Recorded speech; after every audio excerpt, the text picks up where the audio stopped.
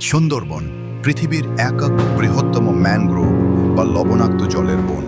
প্রাকৃতিক সৌন্দর্য আর অফুরন্ত জীব বৈচিত্র্যের কারণে এটি বিশ্বজুড়ে এক অনন্য বিস্ময়।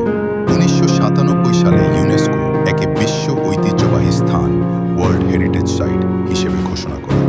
এই বনের নামকরণের পেছনে প্রধান কারণ হল এর সুন্দরী গাছ। সুন্দরবনে প্রচুর পরিমাণে সুন্দরী গাছ জন্মায় বলে এর নাম হয়েছে সুন্দরবন।